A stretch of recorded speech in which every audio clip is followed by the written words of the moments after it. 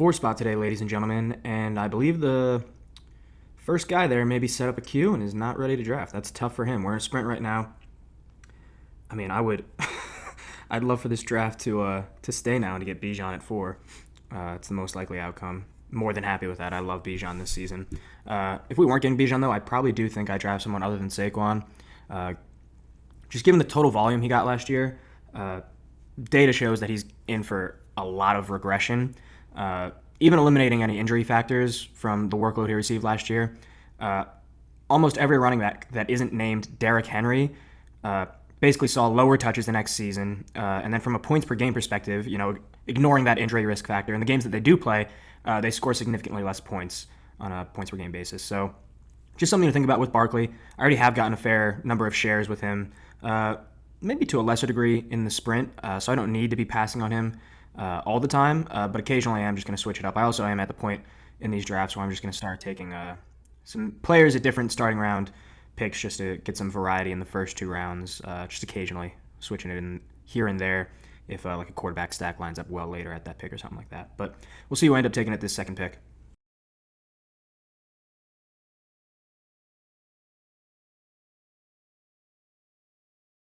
I'm just going to go Brock Bowers here just because I don't know how many teams are going Bijan Brock. And if I do happen to land A.J. Brown at the next pick, even more reason to be happy about it. We can also work into Houston a bit later to justify Bowers more, even if we miss on A.J. Brown. Was considering doing something like Bucky, Tyreek, have the L.A. Rams set up, but this is a sprint, so we don't have to, over-focus on 17 like I would in BBM, probably prioritizing one of those L.A. players at these 2 picks. Tyreek, though, at 28 would be the steal here. I think we just take Devontae Adams here. I think there is a fair bit of value. You could maybe actually no. We'll go with Marv because we already want to work into Houston a little bit to justify this Brock Bowers pick. So we're aligning well for maybe like a Stroud stack later if we can work in a little couple more minis into this. So maybe taking Hampton later, something like that. And we have a matchup each for Houston. We do. Yeah, that could work. And then we just take a kind of naked Bijan out of value at the 4 spot just to get us through. Don't need to overstack on him. We can look for other avenues to kind of ramp up the ceiling for this in a way that hopefully a lot of people aren't thinking about.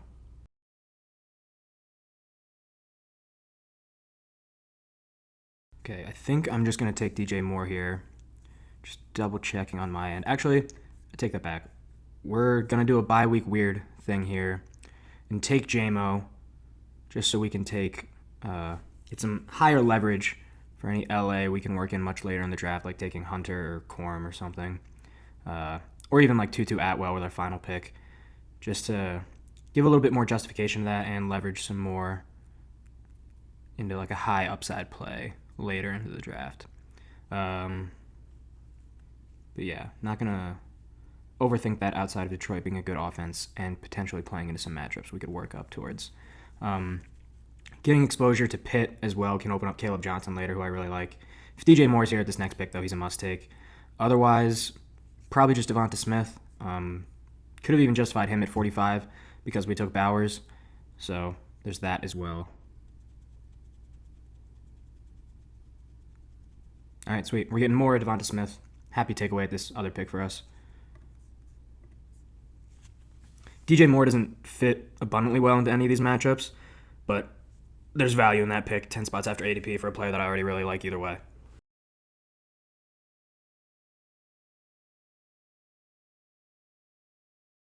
I think we're not going to overthink this. Just take Caleb Johnson. He's a player I like. End of season, extremely high ceiling. Should he take over the backfield? Plays in more matchups than Trevion Henderson, and I kind of think he can earn a higher role than Trevion Henderson. I think Jalen Warren is less of a threat to a rookie running back than Ramondre Stevenson is, despite what ADP right now would tell you. That's just my stance. Certainly could have went Odunze into Pearsall. That's a fine option. Likely just going to take Pearsall solo here to justify DJ Moore a little bit more. And then we can work in, especially into Cleveland. Cleveland later would be fine. Could maybe look at Njoku. I don't love the ADP you have to take Njoku at. But there is value right now lining up matchups for him. Or I just take the value and take Olave here. There is something to say about just not overthinking too much and taking a few ADP values here and there in your draft and letting your later round picks do the justification for earning that that ADP value. Bad offense, but a good player and someone that should see a ton of volume. I worry a little bit about Olave, but at this ADP, it's a more than easy take. And what I expect we will do is now probably buy in a little bit more to running back before we then really close out into wide receiver. We'll have to see what the board looks like for these Houston players.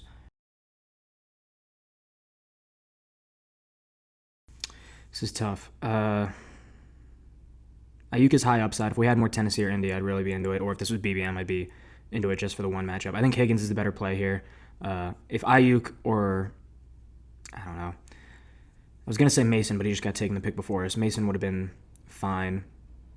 Would force us kind of to take a Giants running back, like Scadaboo at our next pick, which I'm not sure I want to do.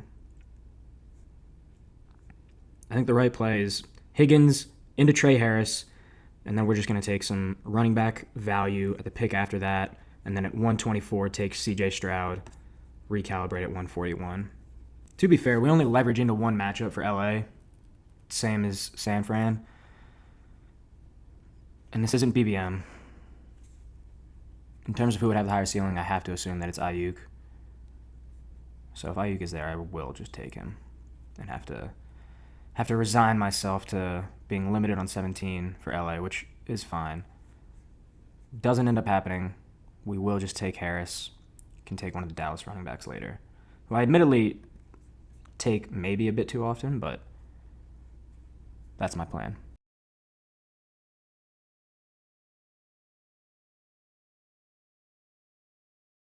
I think it's Harris over Spears. The Spears pick is a lot better had we gotten Ayuk. Drake May is tempting here, but I think we're probably just going to take Stroud and then Shah later. I think it's Shah, not Show. I've been calling him Show. Either way, I think it's Najee. He's going to be the 1B in the offense. Don't get me wrong, him almost blowing his eye out with a firework is not an ideal first impression with the coaching staff, but we're going to have to deal with it. Next pick will be Christian Kirk. Or no, I lied. Next pick is Stroud, and then we'll take Noel later. So there's some justification. Maybe you take the wide receiver over that, but I think we're already pretty healthy at wide receiver. While it is nice to further leverage the two Houston games against Arizona and Vegas, I don't think we need to over pursue, I guess, on this one. I'm fine taking Noel later as opposed to Christian Kirk now. And then if we finish with Noel and Atwell, we'll be at 8 wide receivers, and I'll feel healthily comfortable about that. Luther Burden, pretty solid pick here as well. Had you already gotten Caleb after the DJ Moore pick. All right, and we'll recalibrate at 141. Pursue some further options. More likely than not, though, I do think the second quarterback is going to have to be Show, and then maybe we take someone like Flacco or Rodgers much later. We'll see, though. But in my eyes, this is a team that is better served trying to hunt some deep value at quarterback, taking 2 quarterbacks later rather than taking a one-off that doesn't fit too well into this current lineup.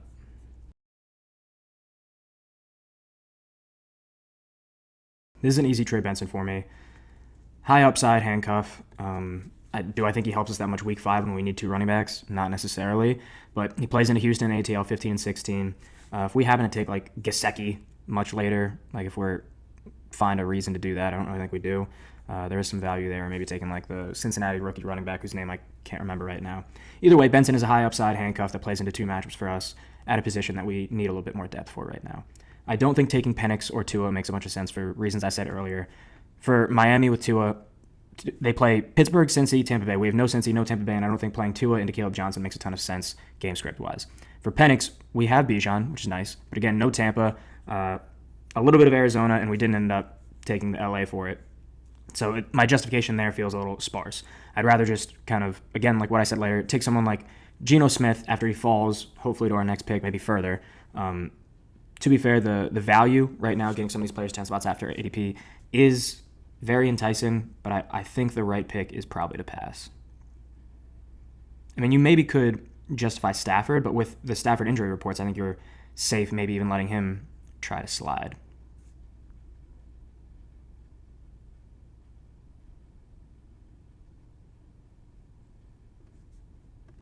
Jadon Blue is just high upside. I don't know what to believe out of Dallas in their running back situation.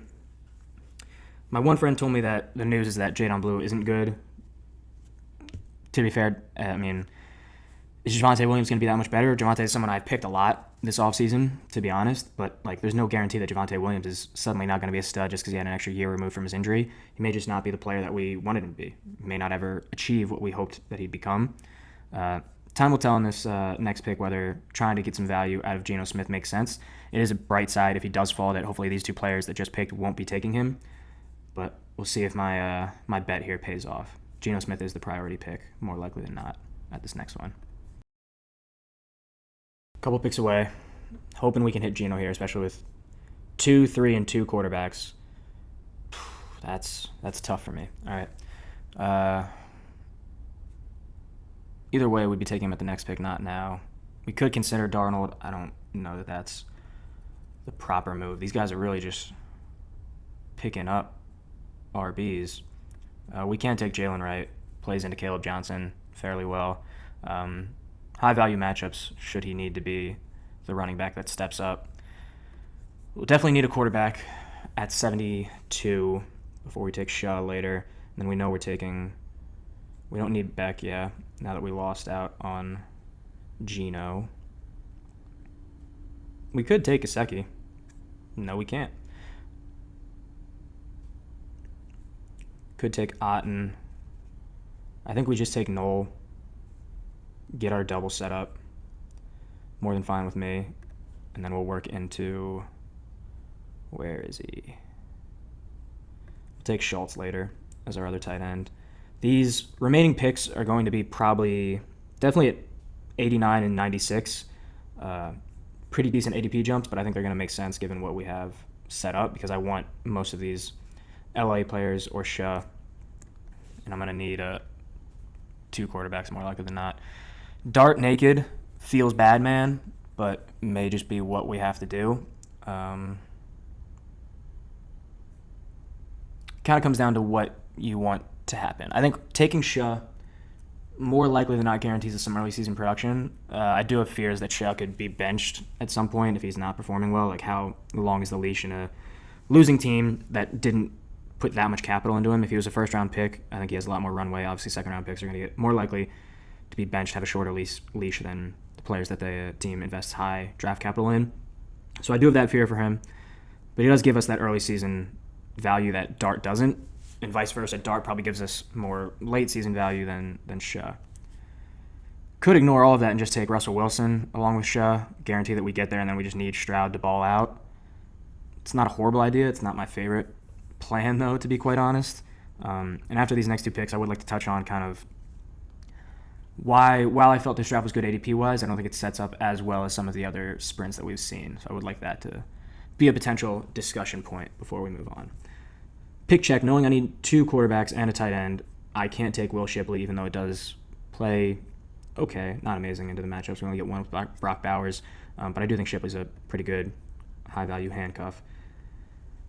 I think we just take Shah here. We need a quarterback, and all of my next picks are going to be those 200 range players. I'd rather take the higher need. And Indy doesn't work great into what we were doing, so we'll just take Shah. So yeah, like I felt good about all these picks.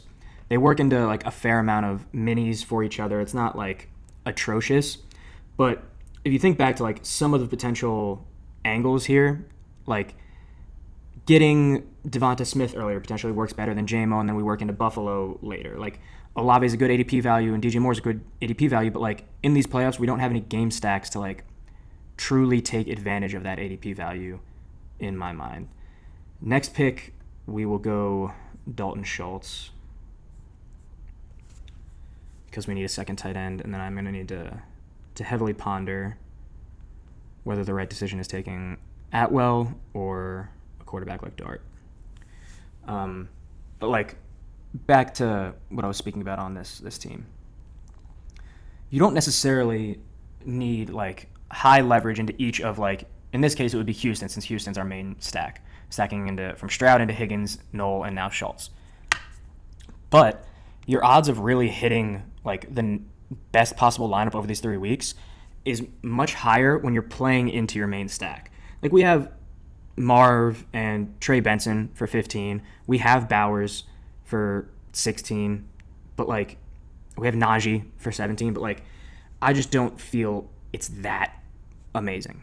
And in terms of bringbacks for Bijan, like we have no Tampa. We do have Benson, which plays fairly well into a 16, maybe rushing matchup for Bijan. 0 LA does really suck. Like DJ Moore has no games with anyone. Chris Olave has no games with anyone. Like this is the JMO would have worked better had we gotten like JMO is a justification for Tutu Atwell because it gives JMO another like mini later into the season. So like Tutu plays well into both Detroit and Atlanta. Like that's the kind of pick you want more often than not.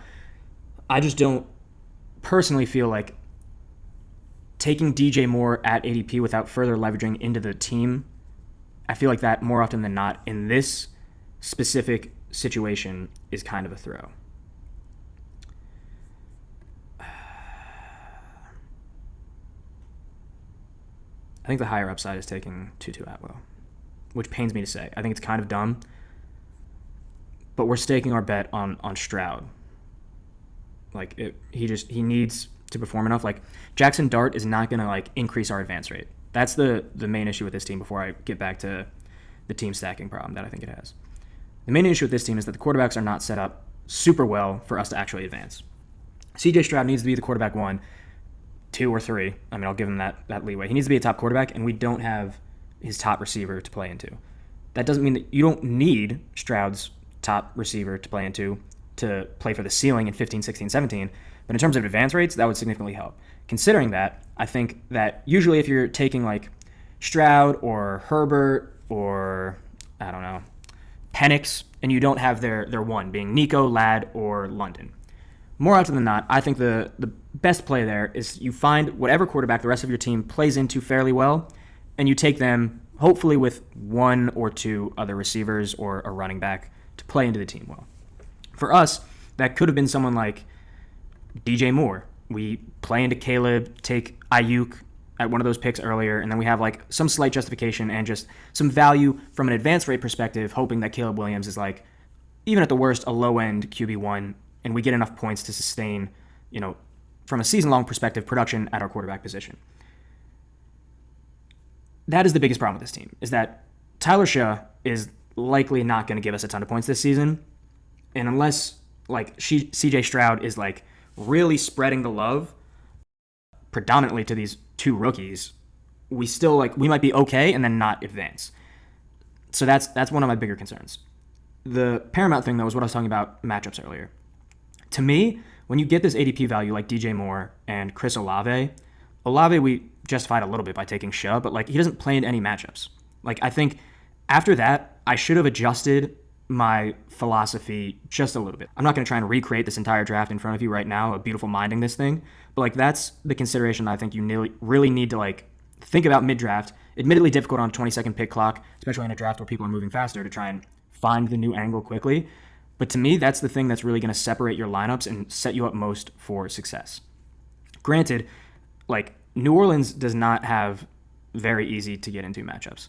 Unless we took Brees earlier, we're missing out on 16. Carolina, we can, I've done it in one of the other drafts where you kind of play into Young much later, missing out on Tet and just taking the other receivers.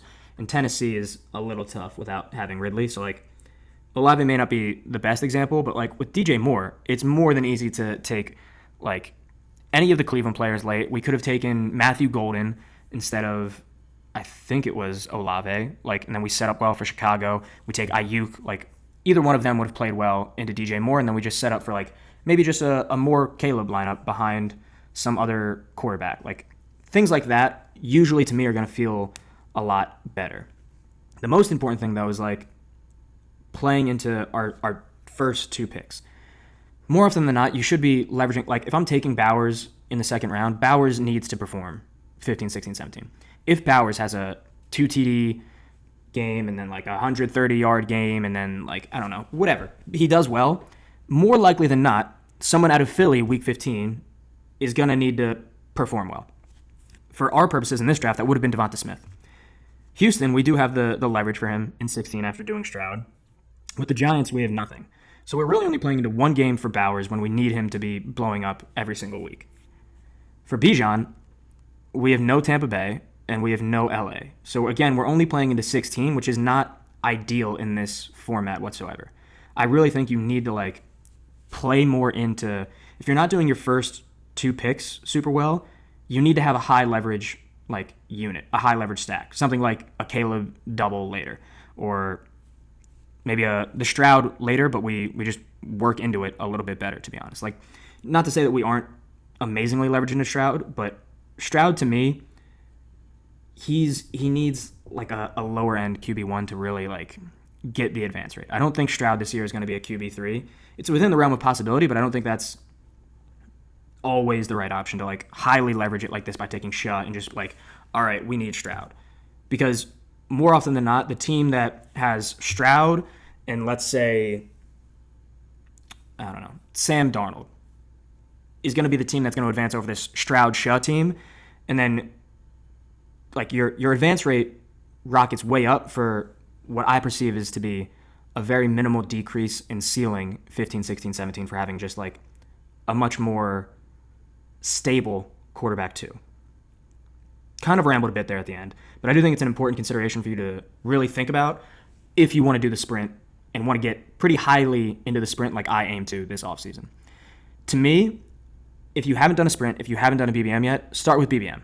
You only have to worry about 1 week. You only have to worry about Atlanta playing LA 17. You don't have to worry about Atlanta playing Tampa Bay, Arizona, and then LA. I think it's a much easier contest to first wrap your head around, just like who has high ceiling, who plays each other 17, and how can I maximize that ceiling. The sprint is much more difficult because there's not like a clear, hey, this is the right decision, whether it be team-wise or player-wise to me. But that's also why I find it a lot more interesting. So just keep that all in mind should you decide to get into the sprint this year. For the time being, I'll be on here showing you every single day both the great drafts and the ones that I think use a little bit of improvement like this one. Either way, appreciate you watching the video. Hope you learned something pretty valuable for any of your drafts this offseason. In the meantime, draft well. I'll see you tomorrow. Peace.